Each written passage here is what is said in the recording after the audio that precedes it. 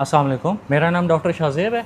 मैं dermatology disease पे मेरी एक्सपर्टीज़ है और एस्थेटिक फिजिशियन। मैं हेल्थ पॉइंट से मुखातिब हूँ। आज जिस बीमारी पर जिस चीज़ पर हमारा डिस्कशन है वो टॉपिक है जिल्द की ख़ारिश है, स्केबीज़, जिसको मोस्ट कॉमनली स्केबीज़ कहते हैं। जिल्द की ख़ारिश होती है, ये जिल्द की ख़ारिश बहुत कॉमन बीमारी है जो जिल्द की ख़ारिश बहुत ज़्यादा कॉमन हो जाती है। इसके अलामात क्या होती हैं?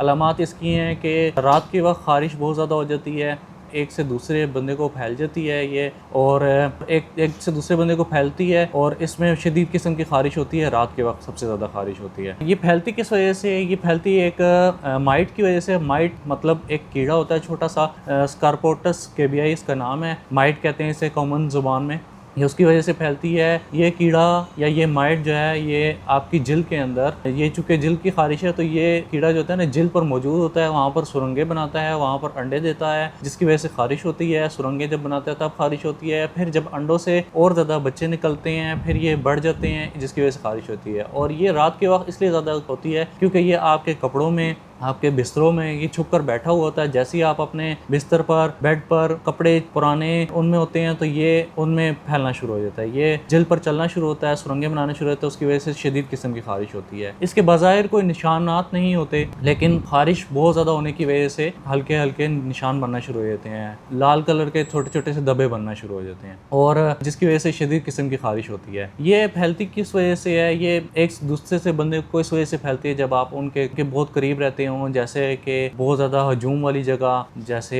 जेल, हॉस्टल्स, और आपके सफाई का निज़ाम सही नहीं है, तब ये एक से दूसरे को फैल जाती है। और जब आप किसी का जो बीमार बंदा होता है जिसको ये ख़ारिश होती है जिल्द की, उसका आप तकिया, तौलिया, साबुन ये इस्तेमाल करते हैं तो ये फैल जाता है। इसको रोकने के क्या इक़दाम है? रोकने के इक़दाम ये हैं कि जिस बंदे को ये हो चुकी है वो भी इस्तेमाल करेगा, जो इसका ट्रीटमेंट है वो भी करेगा, और जो घर वाले जितने भी अफराद हैं जिनको ख़ारिश है या जिनको नहीं है वो भी इस्तेमाल करेंगे, तो तब जाके पूरी तरह ठीक होते हैं। नहीं तो क्या होता है, अगर एक बंदा इस्तेमाल करता है, ठीक होता है, तो वो दूसरे से फिर ट्रांसफ़र हो जाती है, तो उसकी वजह से क्या होता है कि कभी भी ठीक होने में बहुत टाइम लेती है। और इससे बचने के इक़दामात में और क्या चीज़ें हैं कि जिस बंदे को ये सबसे ज़्यादा है घर में, उसके कपड़े धोकर अच्छी तरह अलहदा धोकर धूप में सुखाए जाएँ, और उसका तौलिया साबुन अलहदा हो। घर में जितने अफराद हैं वो सब ये इसका ट्रीटमेंट लें। और इसके ट्रीटमेंट के बारे में अगर बात की जाए तो इसका ट्रीटमेंट है, ख़ारिश ज़्यादा होती है तो ख़ारिश कम करने के लिए कुछ दवाइयाँ दी जाती हैं, वो दवाइयाँ हैं। इसके अलावा इस कीड़े को ख़त्म करने के लिए एक लोशन इस्तेमाल किया जाता है, जिसके लिए प्रॉपर